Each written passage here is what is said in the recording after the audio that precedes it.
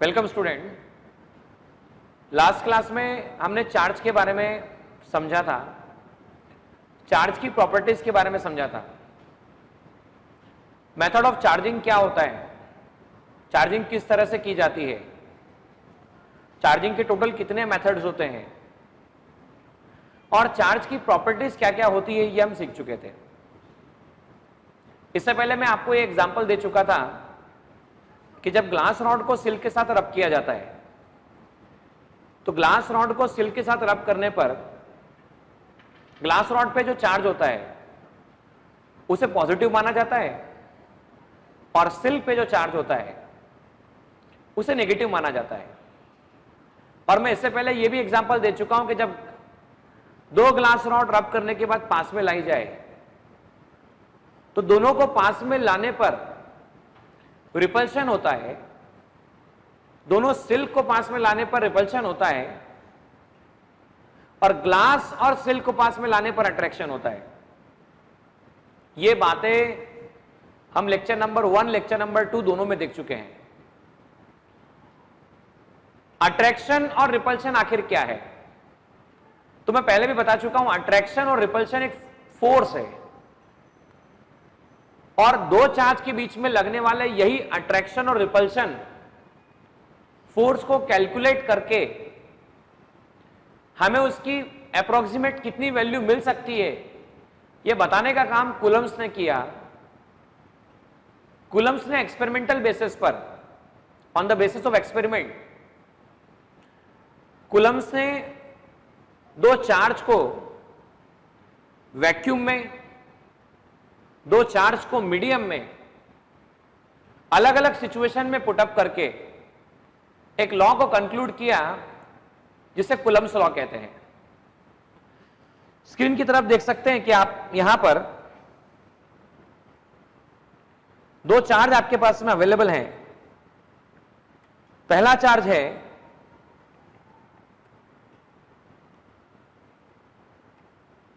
Q1 और दूसरा charge आपके पास Q2 अवेलेबल है।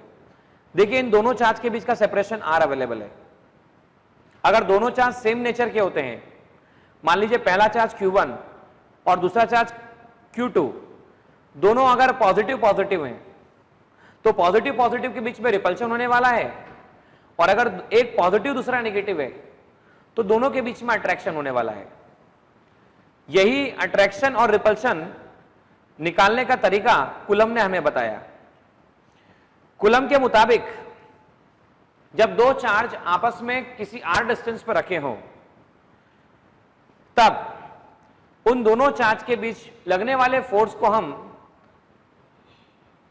इस रिलेशन से बता सकते हैं कि पहला चार्ज Q1, दूसरा चार्ज आपके पास Q2 है, दोनों को आपने r डिस्टेंस पर रखा तो कूलम्ब्स ने यह ऑब्जर्व किया दोनों चार्ज के बीच में लगने वाला फोर्स दोनों चार्ज के मैग्नीट्यूड के प्रोडक्ट और दोनों चार्ज के बीच में जो सेपरेशन है उसके इनवर्सली स्क्वायर प्रोपोर्शनल होता है। हम कह सकते हैं F directly proportional to mod Q1 mod Q2 upon R square. Proportionality constant को हटा के लिखा जा सकता है F equal to K Q1 Q2 upon R square. जबकि बच्चों K की वैल्यू क्या होती है तो K बताया जाता है 1/4 पाई एप्सिलॉन नॉट और 1/4 पाई एप्सिलॉन नॉट को आप लिख सकते हैं 9 इंटू 10 टू द पावर 9। तो हम लिख सकते हैं F equal to K mod Q1 mod Q2 upon R square और F equal to 1/4 pi epsilon naught mod Q1 Q2 upon R square. जबकि 1/4 pi epsilon naught 9 into 10 to the power 9 mod Q1 mod Q2 upon R square लिखा जा सकता है। देखिए यहां पर mod Q1 मतलब Q1 में अगर आपने नेगेटिव वैल्यू भी पुटअप की तो यहां पर आपको इसका पॉजिटिव वैल्यू एक्सेप्ट करना है। 9 इंटू 10 टू द पावर 9, यहां पर आपको जो एप्सिलॉन नॉट दिख रहा है, एप्सिलॉन नॉट को कहा जाता है permittivity of free space. Permittivity of free space. अब देखिए permittivity of free space F equal to 1/4 pi epsilon naught Q1 Q2 upon R square. देखिए एप्सिलॉन नॉट को क्या लिखा जा सकता है? Epsilon naught can be written Q1 Q2 upon F into R square. Epsilon naught charge की unit coulomb, charge की unit coulomb. अच्छा, फोर्स को मेजर किया जाता है न्यूटन में, आर मीटर स्क्वायर, तो आप इसे लिख सकते हैं coulomb square newton per metre square. Coulomb square newton per metre square इसे लिखा जा सकता है। Dimension formula for epsilon naught can be find out, जो कि यहां से देख सकते हैं आप। Epsilon naught equal to Q1 Q2, epsilon naught equal to mod Q1 mod Q2 upon F into R square.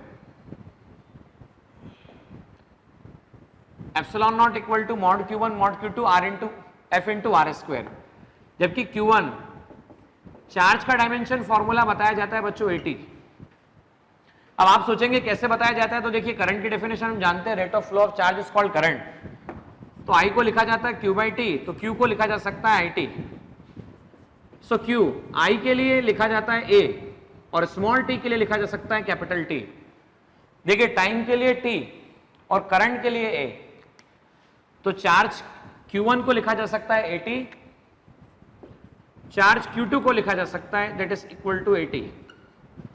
अच्छा, फोर्स F, फोर्स का डायमेंशन फॉर्मूला आपके पास है m1 L1 T माइनस 2 और R के लिए लिखा जा सकता है L। तो हम ये कह सकते हैं for epsilon naught dimension formula will be given by epsilon naught पहला चार्ज Q1, दूसरा charge Q2 F into R square. Epsilon naught Q1 जिसे लिखा जा सकता है 80, Q2 को लिखा जा सकता है 80। फोर्स के लिए हम लिख सकते हैं for force m1 L1 T minus 2, for R square we can write L square. तो एप्सिलॉन नॉट का डायमेंशन फॉर्मूला लिखा जाएगा a square T square m1 L1 L3 T minus 2। देखिए m1 तो हम इसे कह सकते हैं m की पावर -1, L -3, यहां पे नोटिस कीजिएगा, देखिए t की power -2 mLT -2 R square L square 80 a square T square, ये आ चुका है m1 L3 T -2। अब यहां पर m+1 था, जब m ऊपर गया तो m -1 हो चुका है। यहां L+3 है, जब L+3 ऊपर जाएगा तो ये -3 हो जाएगा। T -2 और T+2, तो ये T की पावर 4 मिलेगा और इसे आप लिख पाएंगे a स्क्वायर। तो एप्सिलॉन नॉट का डायमेंशन फॉर्मूला लिखा जा सकता है m-1 L-3 T की पावर 4 और a स्क्वायर। यह dimension formula permittivity of free space के लिए लिखा जाता है। मतलब हमने यहां तक ये सीखा कि दो चार्ज के बीच में लगने वाला फोर्स जो होता है वो F equal to K Q1 Q2 upon R square से दिया जाता है। जहां पर K की वैल्यू को हमने डिस्कस किया कि K की वैल्यू होती है 1/4 pi epsilon naught. So F equal to 1/4 pi epsilon naught mod Q1 mod Q2 upon R square. अच्छा, मॉड Q1 मतलब magnitude of charge first charge, mod Q2 magnitude of second charge, और R उनके बीच का separation available है। देखिए कई बार ऐसा होता है एप्सिलॉन नॉट जो कि परमिटिविटी ऑफ फ्री स्पेस है, ये फ्री स्पेस मतलब वैक्यूम का अवेलेबिलिटी होना। ऐसा भी हो सकता है कि दो चार्ज आपने वाटर में पुटअप कर दिए, मतलब पहला चार्ज Q1 दूसरा चार्ज Q2, इसे जिस मीडियम में रखा गया वो मान लीजिए मीडियम जो होगा, सपोज वो वाटर मीडियम अवेलेबल है और r डिस्टेंस पे चार्ज अवेलेबल है, तो वाटर मीडियम होना तो डेफिनेटली ये मीडियम चार्ज और उनके बीच के इंटरेक्शन को अफेक्ट करने वाला होगा। देखिए कैसे अफेक्ट करेगा। मान लीजिए पहला चार्ज Q1, दूसरा चार्ज Q2 किसी डिस्टेंस पर रखे हुए हैं। अब अगर मान लो इनके बीच में मीडियम आ गया, तो मीडियम के आने से क्या फर्क पड़ेगा? तो मीडियम के आने से फर्क पड़ेगा, ये मीडियम दोनों चार्ज के आसपास जो दोनों में इंटरेक्शन हो रहा था, उस इंटरेक्शन के बीच में अपोजिशन क्रिएट करेगा। इसलिए उनके बीच में लगने वाला force mod K1 Q2 Q1 Q2 upon R square F equal to K dash mod Q1 mod Q2 upon R square, और K डैश को लिख सकते हैं आप 1/4 एप्सिलॉन Q1 का मॉड Q2 का मॉड अपॉन R स्क्वायर, और मैं इसे FM लिखता हूं। या FM का मतलब है फोर्स इन मीडियम। FM का मीनिंग है force in medium. FM equal to 1/4 epsilon mod Q1 mod Q2 upon R square. या एप्सिलॉन क्या कहलाता है? तो एप्सिलॉन कहलाता है परमिटिविटी ऑफ मीडियम। बच्चों एप्सिलॉन को नाम दिया जाता है परमिटिविटी ऑफ मीडियम। तो यहां हम देख सकते हैं परमिटिविटी ऑफ मीडियम जब एयर में अवेलेबल था तो इसे लिखा गया था 1/4 epsilon naught mod Q1 mod Q2 upon R square. देखिए मैं इस इक्वेशन को इक्वेशन नंबर 2 कहता हूं और इस इक्वेशन को इक्वेशन नंबर 1 कहता हूं। अगर मैं ऐसा लिखता हूं FM डिवाइड बाय FA, मतलब मैं दोनों के फोर्स को कंपेयर करता हूं। भाई एक फोर्स है एयर में लगने वाला और दूसरा फोर्स है मीडियम में लगने वाला। मैं इन दोनों फोर्स को कंपेयर करना चाहता हूं, इनमें कुछ तो भी रिलेशन निकालना चाहता हूं। अच्छा रिलेशन निकालना है तो सिंपल तरीका है कि सेकंड वाली इक्वेशन को फर्स्ट से डिवाइड कर दो, एक तरीका ये, या फर्स्ट को सेकंड से डिवाइड कर दो। तो मान लीजिए मैंने लिखा FM डिवाइड बाय FA, तो FM को लिखा जा सकता है 1/4 epsilon mod Q1 mod Q2 upon R square 1/4 epsilon naught mod Q1 mod Q2 upon R square. अब यहां 1/4 cancel, mod Q1 mod Q2 R square cancel, तो FM अपॉन FA जो लिखा जा सकता है उसे लिखा जाएगा एप्सिलॉन नॉट अपॉन एप्सिलॉन, जिसे लिखते हैं आप 1/K। तो यहां पर FM upon FA epsilon naught upon epsilon equal to 1/K। तो देखिए FM equal to FA upon K, FM equal to FA upon K। अब इस K को क्या कहते हैं? सो K को नाम दिया जाता है dielectric constant. So K is called dielectric constant, और epsilon naught upon epsilon equal to 1/K, K equal to epsilon upon epsilon naught. देखिए यहां पर क्या मतलब निकलता है इसका।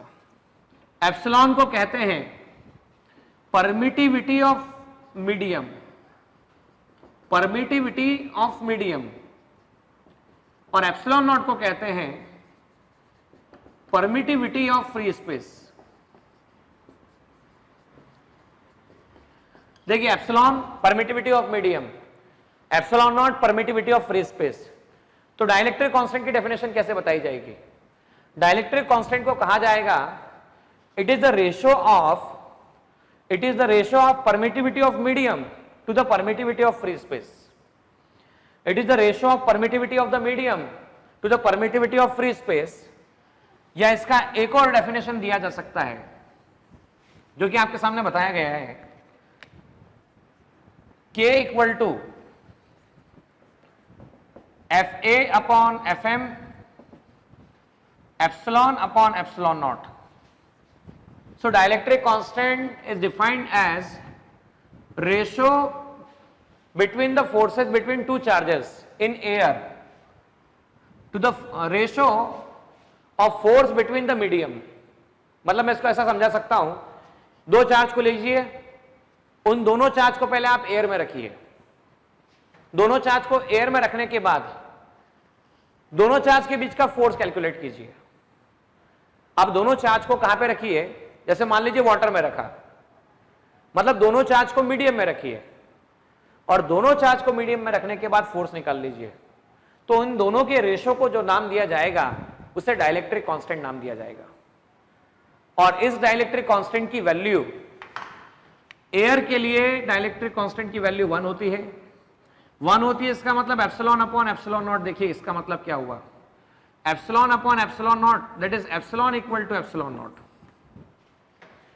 मैं आगे भी डिस्कस करने वाला हूं कि अगर कोई मेटल सरफेस हो, अगर कोई कंडक्टर हो, तो कंडक्टर के लिए डाइलेक्ट्रिक कांस्टेंट की वैल्यू, के की वैल्यू इंफिनिटी होती है। अच्छा, आपके मन में आएगा सर कहां से आया, इंफिनिटी कैसे हुआ? स्टूडेंट, जब मैं आपको इलेक्ट्रिक फील्ड कंसेप्ट डिस्कस करूंगा तो ये बात जरूर बताऊंगा कि मेटल के लिए के की वैल्यू इंफिनिटी किस तरह से आती है। ये बात हम जरूर सीखने वाले हैं। मतलब हमने यहां पर ये सीख लिया कि फोर्स मीडियम के बदलने पर फोर्स बदल जाता है। डाइलेक्ट्रिक कांस्टेंट दो तरह से डिफाइन किया गया। डाइलेक्ट्रिक कांस्टेंट डिफाइन किया गया फोर्स के तरह से, फोर्स के टर्म में, और डाइलेक्ट्रिक कांस्टेंट डिफाइन किया गया, डाइलेक्ट्रिक कांस्टेंट डिफाइन किया गया परमिटिविटी कंपैरिजन के टर्म में। ये दोनों बातें हम समझ चुके हैं। दोनों बातें समझने के बाद में हम ये भी लिख सकते हैं कि यहां पर F इक्वल टू आपके पास में 1/4 pi epsilon naught mod Q1 mod Q2 upon R square. इसकी मदद से आप 1 कूलम की डेफिनेशन बता सकते हैं। अच्छा, 1 कूलम, कूलम मतलब क्या? चार्ज की यूनिट कूलम होती है।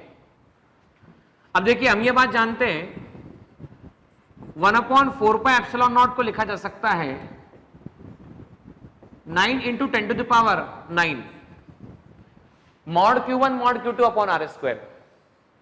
अभी हमने क्या किया, पहला चार्ज लिया, फिर हमने क्या किया, दूसरा चार्ज लिया। दोनों के बीच में सेपरेशन कितना है, R है। और ये सेपरेशन जो अवेलेबल है, दोनों चार्ज को हमने कहां पर पुटअप किया, तो दोनों चार्ज को हमने एयर में पुटअप किया। अब क्या हुआ, हमने दोनों चार्ज का मैग्नीट्यूड इस तरह से लिया, सेम मैग्नीट्यूड लिया, और उन दोनों चार्ज को 1 मीटर सेपरेशन पे रखा। और अगर उनके बीच में लगने वाला force 9 into 10 to the power 9 newton आया। देखो समझना मैं क्या कहना चाह रहा हूं। मैंने बोला कि मैंने कितने चार्ज लिए, तो मैंने 2 चार्ज लिए। दोनों चार्ज कैसे लिए, दोनों चार्ज सेम लिए। अच्छा, दोनों चार्ज को कितने डिस्टेंस पे रखा, तो दोनों चार्ज को 1 मीटर सेपरेशन पे रखा। अच्छा, 1 मीटर सेपरेशन रखने पर क्या हुआ, तो देखो दो बातें हो सकती है। अगर दोनों चार्ज पॉजिटिव है, प्लस Q और प्लस Q, तो पॉजिटिव पॉजिटिव में क्या होने वाला है, तो पॉजिटिव पॉजिटिव में होने वाला है रिपल्शन।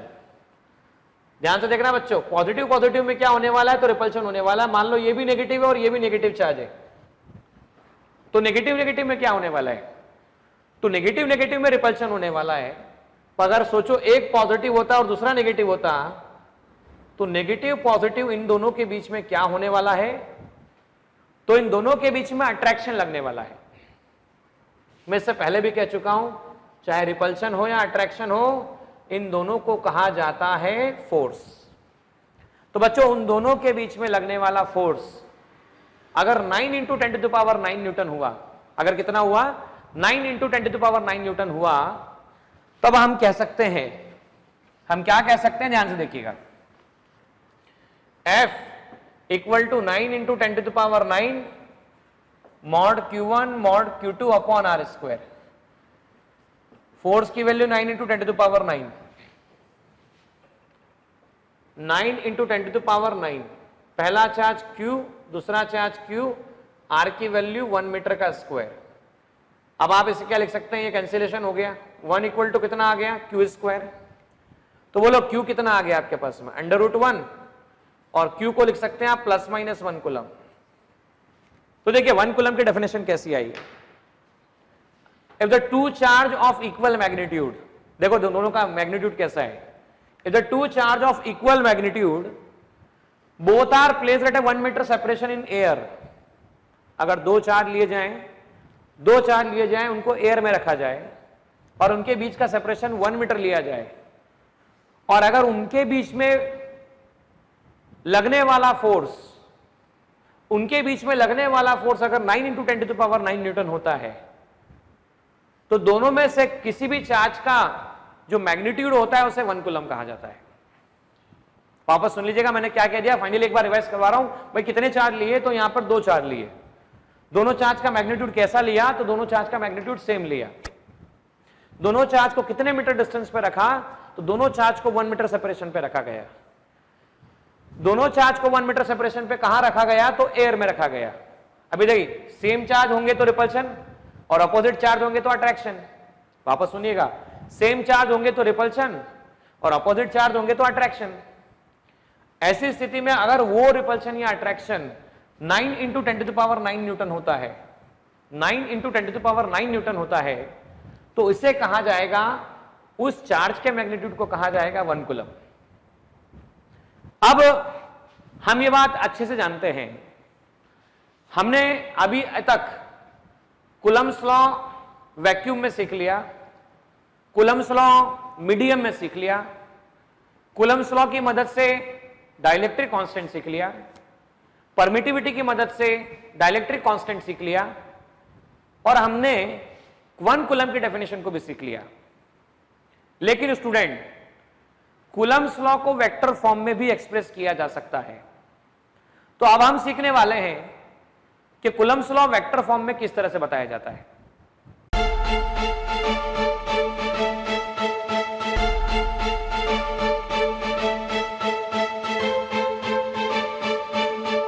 पुरोहित अकॅडमी, मेन ब्रांच, प्रभात चौक, MJ कॉलेज रोड, लोकमान्य हॉस्पिटलच्या बाजूला, जळगाव आणि पांडे क्लासेस जवळ, बंधन बँके शेजारी, ट्रॅफिक गार्डनच्या समोर, जळगाव।